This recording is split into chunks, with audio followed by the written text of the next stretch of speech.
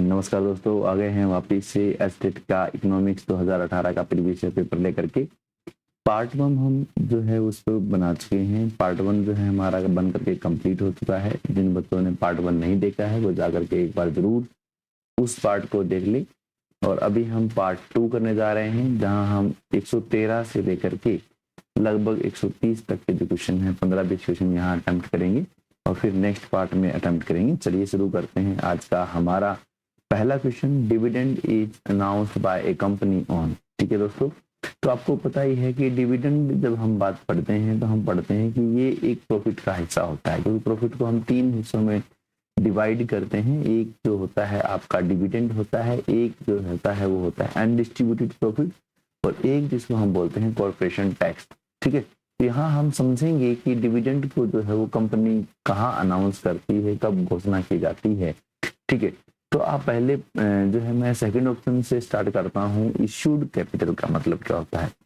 Issued capital का मतलब जो है वो ये होता है कि जब कंपनी जो है या कोई भी बैंक जो है वो किसी पब्लिक को जो करेंसी इश्यू करता है, ठीक है ना, यानी कि जो भी पैसा जो बैंक है वो पब्लिक को देता है, दैट इज इश्यूड कैपिटल। ठीक है, ऑथराइज्ड कैपिटल वो कैपिटल होती है जो बैंक दे सकता है, यानी कि जिसको उसको टोटल अमाउंट को जो अथॉरिटी ने उसको दिया है वो टोटल जो है उसका कहलाएगा अथोराइज।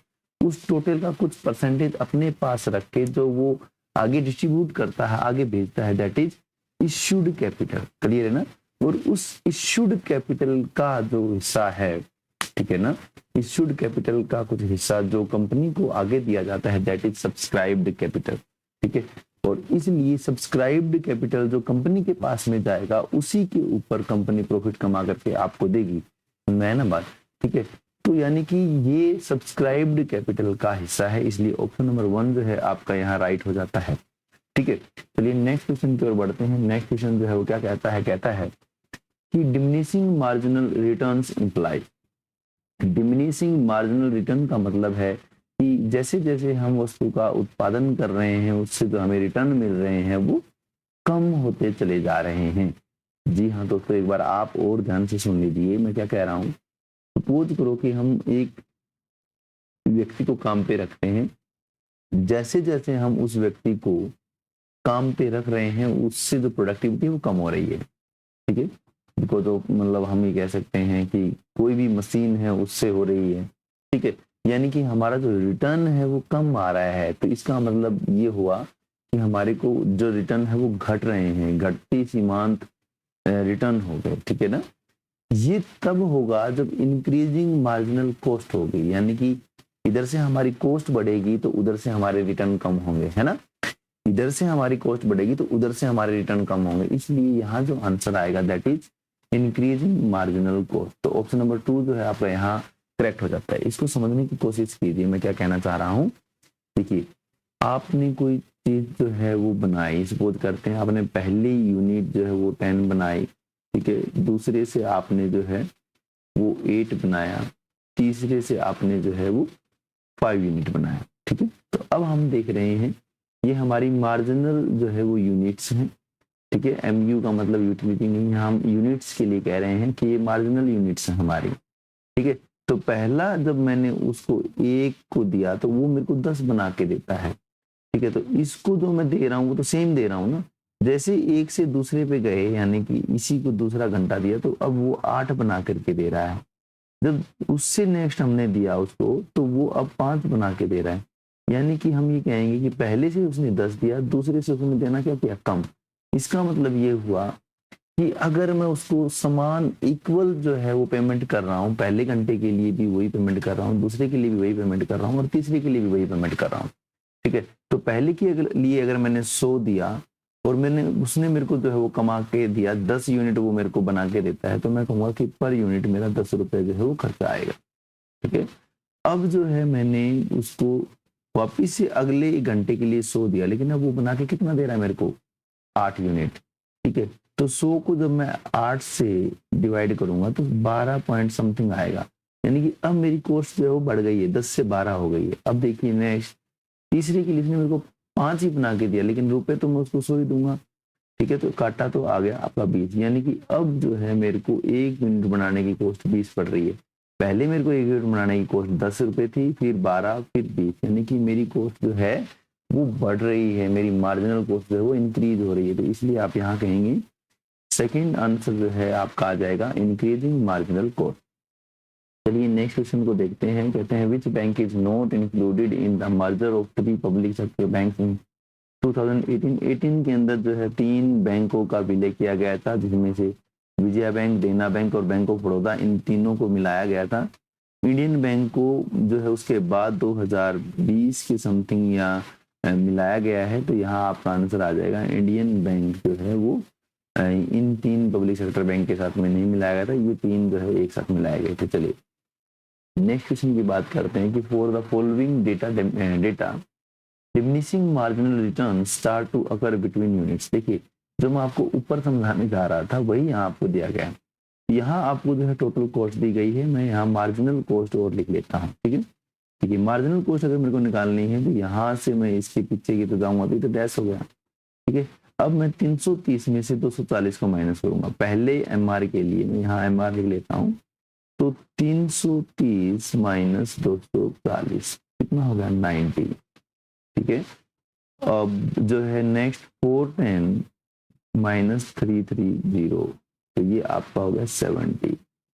ठीक है, फिर 480 माइनस 410, ये भी आपका हो गया 70। ठीक है, और फिर है आपका 550 माइनस 480, तो ये भी आपका हो गया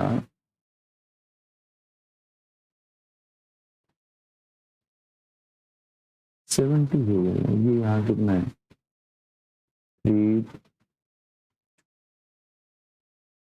एक सेकेंड ध्यान से देखिएगा, 90 80 आना चाहिए यहाँ 90, फिर 80, फिर 70, फिर 70 है ना। फिर आप देखेंगे तो आपको पता है कैसे हमारा आप निकालेंगे कि पहले जो है यहाँ 90 आएगा, फिर जो है वो 80 आ जाएगा, फिर 70 आ जाएगा, फिर 70 आ जाएगा। ठीक है, और सो ऑन, फिर जो है आप देखते हैं 60 आ जाएगा, फिर 90, ऐसा कुछ आएगा, 80 आ जाएगा। ठीक है, यहाँ आप देख पा रहे हैं ठीक है कि यहाँ से इसका डिफरेंस देखेंगे 60, यहाँ से इसका डिफरेंस देखेंगे 70। ठीक है, यहाँ से इसका डिफरेंस देखेंगे 70, यहाँ से इसका डिफरेंस देखेंगे 80, 90। ठीक है, यहाँ से इसका डिफरेंस देखेंगे 80। ठीक है, देखिए मार्जिनल जो कॉस्ट है मेरी वो आप यहाँ देख पा रहे हैं, यहाँ से मेरी मार्जिनल कॉस्ट जो है वो डाउन हुई। ठीक है, और यहाँ जाकर के मार्जिनल कॉस्ट मेरी बढ़ गई। ठीक है, तो मेरी जो मार्जिनल कॉस्ट है वो बढ़ी है। जब मेरी मार्जिनल कॉस्ट बढ़ेगी तो मेरे जो मार्जिनल रेवेन्यू है वो कम हो जाएंगे, वो डिमिनिश करेंगे। ठीक है, मार्जिनल रिटर्न जो है वो डिमिनिश करेंगे। तो यानी कि यहाँ 5 और 6 में आप देख पा रहे हैं यहाँ आपकी कॉस्ट बढ़ रही है। तो ऑप्शन नंबर 4 जो आपका राइट आंसर होगा। आंसर की में आपका 3 और 4 माना गया है, जो कि ठीक नहीं है। ठीक है ना, ये चैलेंज हुआ होगा, उसके बाद में करेक्शन जो है वो आ गई होगी, लेकिन यहाँ आंसर जो है आपका 5 और 6 आएगा। चलिए नेक्स्ट क्वेश्चन पे बढ़ते हैं। कहता है contraction of demand is the result of, देखिए मांग में 2 चीजें होती हैं, एक तो होता है चेंज इन डिमांड। ठीक है ना, एक तो होता है चेंज इन डिमांड। ठीक है ना, चेंज इन डिमांड। ठीक है, जिसमें हम ये कह सकते हैं, आप ये कह सकते हैं एक तो movement along the demand curve. ठीक है ना, ठीक है ना, चेंज इन डिमांड जिसमें आप इंक्रीज डिक्रीज पढ़ते हैं, और एक होता है change in quantity demanded, quantity demanded. ठीक है, जिसके अंदर हम पढ़ते हैं कॉन्ट्रैक्शन एंड एक्सपेंशन। ठीक है, ये जो है कंसेप्ट यहाँ कॉन्ट्रैक्शन ऑफ डिमांड, ये क्या है चेंज इन क्वांटिटी डिमांडेड। और चेंज इन क्वांटिटी डिमांडेड होता है तो हम दोस्तों देखते हैं ये यहाँ पर आपका डिमांड कर्व है, ये कोई आपका प्राइस है, ये आपकी कोई क्वांटिटी है। प्राइस कम होने से क्वांटिटी बढ़ जाती है, ठीक है ना। तो यानी कि हम ये कहेंगे, तो यहाँ हम जब ये बात कहेंगे तो इसका मतलब ये तो क्या हुआ, एक्सपेंशन, क्योंकि ए से बी पे आए हम तो हमारी डिमांड जो है वो ज्यादा होगी, एक्सपेंशन हो गया। लेकिन रेड को अगर आप देखोगे तो हम बी से ए पे गए हैं, तो डिमांड हमारी यहाँ से यहाँ आई है और प्राइस हमारे यहाँ से यहाँ आई। यानी कि हम ये कहेंगे कि इस प्राइस से ये P1 प्राइस आया है और Q1 से Q जो है इस तरफ हमारी डिमांड आई है। डिमांड कम हुई, प्राइस बढ़े हैं, ठीक है। तो increase in the price of other good की बात नहीं होती। यहाँ पे जो प्राइस होता है उसी सेम वस्तु का प्राइस जो है वो चेंज होता है। Increase in the price of good concern, यानी कि जो गुड है उसी का प्राइस बढ़ाइए। तो सेकंड वाला आंसर जो है आपका यहाँ आ जाएगा, ठीक है ना। Decrease in number of consumer नहीं, और decrease in the income of purchaser नहीं, ये भी आंसर नहीं आएंगे। तो ऑप्शन नंबर सेकंड जो है आपका वो यहाँ आ जाता है। चलिए नेक्स्ट क्वेश्चन कर लेते हैं। नेक्स्ट क्वेश्चन कहता है हिंदू ग्रोथ रेट। तो आपको पता होना चाहिए कि हिंदू ग्रोथ रेट जो है 1978 में, ठीक है ना, जो हमारे इंडियन इकोनॉमिस्ट रहे हैं राज कृष्णा, ठीक है, राज कृष्णा, उन्होंने कॉइन किया था हिंदू ग्रोथ रेट लो नेशनल इनकम के लिए, ठीक है ना। क्योंकि उस दौरान एक लगभग 8, मतलब मैं ये कह सकता हूँ कि लंबे समय तक जो इंडिया की ग्रोथ रेट थी वो बहुत ही कम रही थी। इसलिए राज कृष्णा ने 1978 में, ठीक है ना, उस ग्रोथ रेट को जो है, उस नेशनल इनकम को जो है, उस ग्रोथ रेट को हिंदू ग्रोथ रेट जो है वो नाम दे दिया था, ठीक है। तो यहाँ आंसर आपका आ जाएगा ऑप्शन नंबर 3 नेशनल इनकम, ठीक है। चलिए नेक्स्ट क्वेश्चन को देखते हैं, बहुत ही आसान है। कहता है can increase in the number of sellers of bikes will increase the, ठीक है ना। देखिए an increase in the number of sellers of bikes, ठीक है। यानी कि सपोज कीजिए कि पहले जो है मार्केट में 3 सेलर थे बाइक के, अब 3 सेलर जो है और बाइक के आ गए हैं, ठीक है। यानी कि पहले 3 थे, 1 2 3, अब जो है वो सेलर्स जो है वो आ गए हैं। एक तो नंबर ऑफ सेलर्स जो है वो बढ़े हैं, एक मार्केट जो है वो बड़ी है, और दूसरा क्योंकि एक के पास जो भी सप्लाई थी, इन तीनों के पास जो सप्लाई थी, ठीक है ना, उसमें कोई परिवर्तन नहीं, लेकिन इन तीनों के पास में जो है वो सप्लाई आई, वो ऐड हो गई, यानी कि अब टोटल में जो है सप्लाई वो बढ़ गई है, ठीक है ना। तो ये चीजें आपको देखने को मिलता है। तो डिमांड फॉर बाइक्स, क्योंकि डिमांड का यहाँ कोई कनेक्शन नहीं है, शॉप्स खुलने से डिमांड का कुछ मतलब नहीं। प्राइस ऑफ बाइक चेंज नहीं होगा। सप्लाई ऑफ बाइक यस, क्योंकि सप्लाई जो है वो इंक्रीज होगी, ठीक है ना, क्योंकि यहाँ पे जो है पहले 3 लोगों के पास सप्लाई थी, अब 6 लोगों के पास सप्लाई है, यानी कि अब 6 लोग जो है 3 लोग जिनसे दोगुना जितना जो है वो बन रहा है, ठीक है। चलिए यानी कि यहाँ आंसर आपका आ जाए option number 3 supply of bikes 3। Next कीजिए क्वेश्चन नंबर 120 कह रहा है assume that when price is 20 rupees the quantity demanded is 9 unit, ठीक है ना। बहुत ही आसान है, मैं यहाँ आपको थोड़ा सा नीचे जो है इसको सोल्व करना दिखाना चाहता हूँ। देखिए 1 सेकेंड, 1 सेकेंड, हाँ देखिए, मान लीजिए कि कीमत कितनी है, 20 रुपीज है, द क्वांटिटी डिमांडेड। तो आपको पता है कि जब भी आपसे मार्जिनल रेवेन्यू पूछा जाए, MR जब आपसे पूछा जाता है, तो आपको पता है MR निकालने के लिए हमारे पास फॉर्मूला है TRN माइनस TRN माइनस 1। और TR हमें जो है वो गिवन नहीं है, लेकिन हमें पता है कि TR is equal to P into Q होता है, ठीक है ना। तो 20 रुपये 9 यूनिट, ठीक है ना। तो पहला जो है हमारा TR वो है 20 रुपये और 9 यूनिट, यानी कि 180, ठीक है। और फिर जो हमारा न्यू TR है, TR न्यू जो है वो है हमारा 19 रुपीज 10 यूनिट, 19 रुपीज 10 यूनिट, तो यानी कि 190। अब आपको पता है कि ये हमारा नया वाला है, ये हमारा पुराना वाला है, नए वाले से पुराने वाला घटा देंगे तो हमारे पास मार्जिनल रेवेन्यू आ जाएगा। तो हम करेंगे 190 minus 180 is equal to MR। क्यों? क्योंकि MR is equal to T R N new minus T R new से एक पीछे वाला, तो ये आपका आंसर आ गया 10, यहाँ आएगा 10, यानी कि आप ये कहेंगे कि जो एम आर है हमारा वो कितना है 10, तो ऑप्शन नंबर सेकंड जो हमारा क्या हो जाएगा, राइट आंसर हो जाएगा। चलिए नेक्स्ट क्वेश्चन की ओर चलते हैं। कहता है कि who gave the concept of monopolistic competition, तो आपको पता है कि 1933 में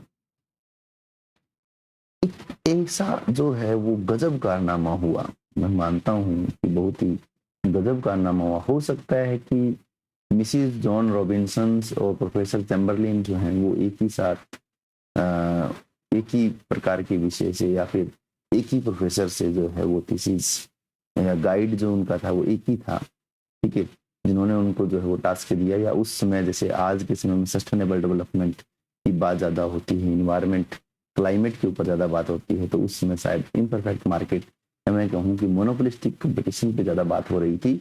तो सेम टाइम में जो है यहाँ दो पेपर पब्लिश हुए, एक जो था वो इम्परफेक्ट कंपटीशन, ठीक है ना, इम्परफेक्ट कंपटीशन जो दिया था मिसिस जे रॉबिन्सन ने, ठीक है, और एक यहाँ आया था मोनोपोलिस्टिक जो दिया था चैम्बरलिन ने। तो मोनोपोलिस्टिक कंपटीशन की बात है, कंसेप्ट जो है वो आया था प्रोफेसर चैम्बरलिन का। चलिए नेक्स्ट क्वेश्चन पे चलते हैं। नेक्स्ट क्वेश्चन कहता है GDP is not a very good measure of economic prosperity, ठीक है ना। कहते हैं जीडीपी जो है वो बहुत अच्छा जो है मेजर नहीं है इकोनॉमिक प्रोस्पेरिटी का। क्योंकि जो है वो बताया गया है, क्योंकि क्यों नहीं है, तो कहता है it does not include non monetised transaction.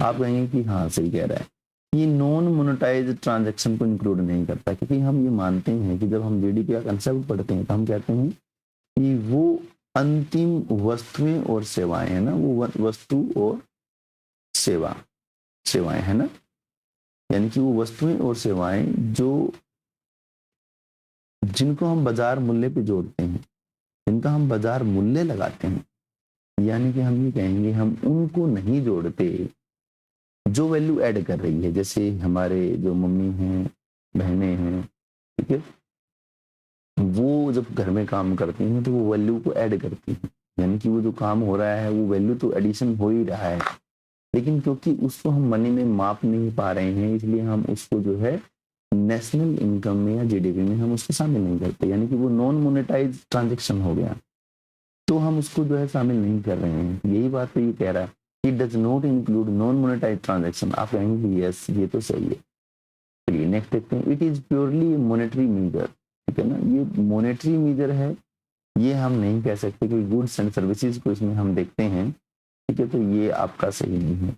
It does not include environment degradation, yes, क्योंकि आप इन्वायरमेंट में कितना नुकसान हुआ इसका आप जो है अनुमान नहीं लगा सकते, उसको आप मेजर नहीं कर सकते, इसलिए हम इसको भी शामिल नहीं करते, तो ये भी जो है आपका सही मतलब होता है।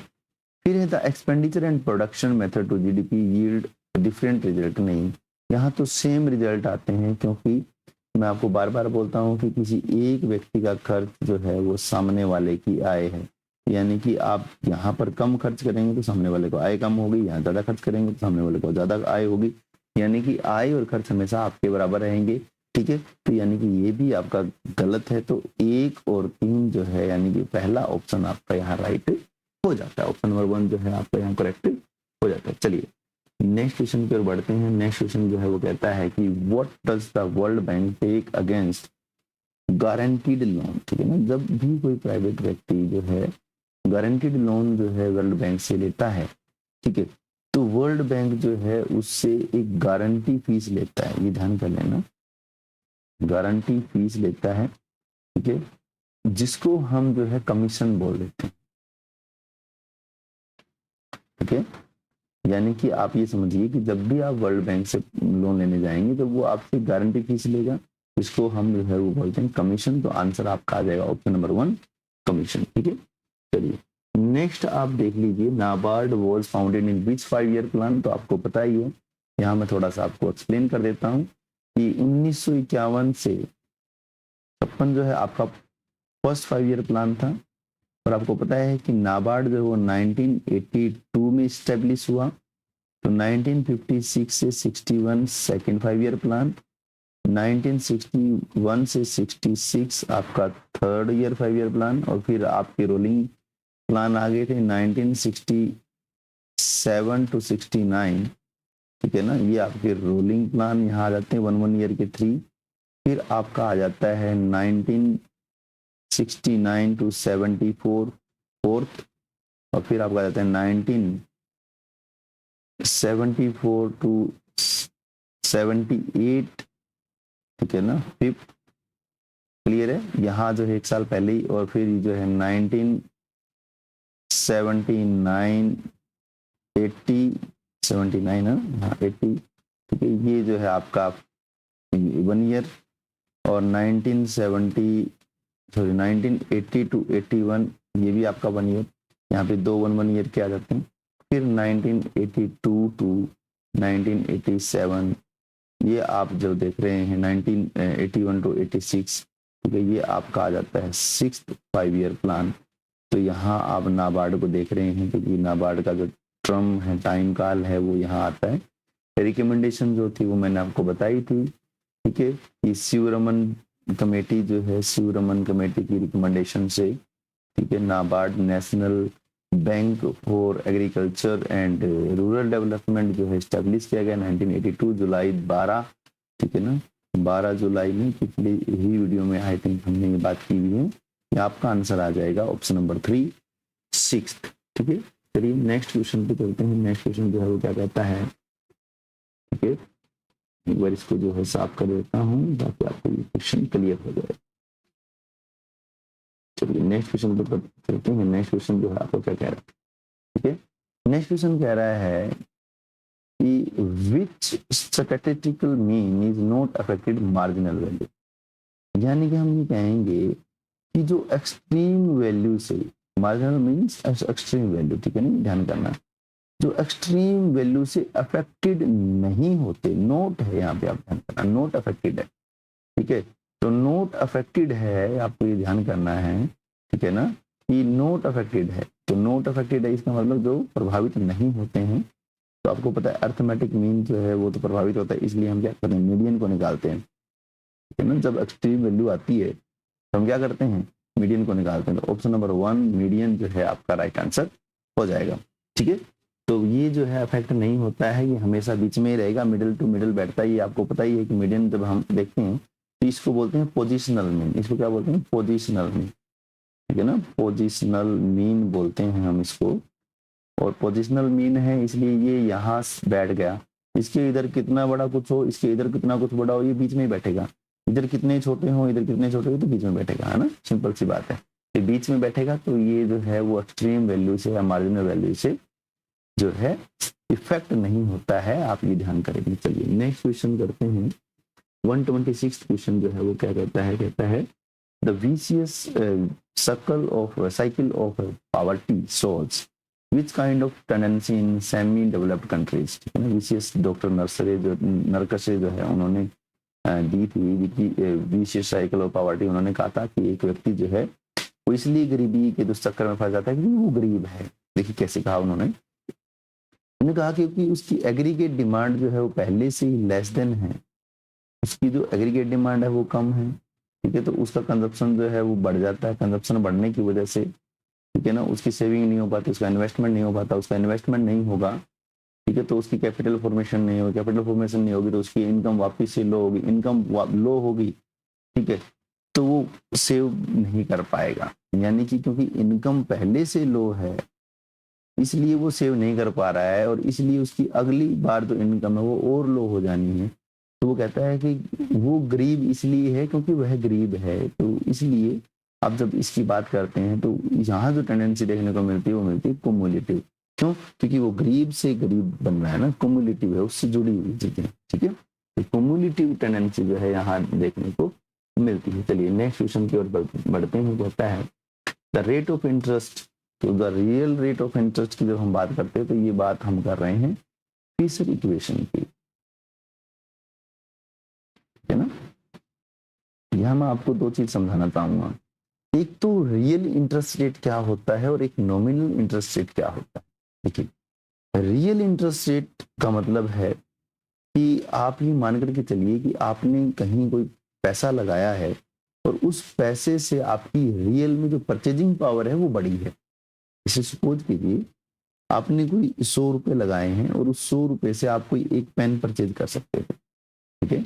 आपने उस वस्तु को 120 रुपए में बेचा, ठीक है ना, आपने उस वस्तु को 120 रुपए में बेचा। लेकिन अगर आप उस 100 रुपए को कमर्शियल बैंक में ब्याज के ऊपर देते तो आपको 110 रुपए मिलते, ठीक है। यानी कि 10% जो आपका रेट है, रेट ऑफ इंटरेस्ट है, वो आपको मिलता, ठीक है। तो यानी कि हम ये कहते हैं कि जो उसकी करेंसी की वैल्यू है, ये जो 10 है, ये तो उसके 100 के बराबर ही है। क्यों? क्योंकि इतना तो 110 रुपए उस पेन का आज प्राइस हो गया है। यानी कि जो पहले पेन 100 रुपए का मिलता था वो आज 110 रुपए का हो गया। यानी कि ये 100 रुपए और ये 110 रुपए दोनों बराबर हो गए, क्योंकि दोनों जो है उस टाइम में भी वो एक पेन परचेज करने के लायक था, आज भी एक पेन परचेज करने के लायक है। लेकिन यहाँ अगर हम 120 को देखेंगे तो हम कहेंगे कि 110 रुपए से तो हम पेन खरीद लेंगे और बाकी 10 रुपए हमारे पास बच भी जाएंगे।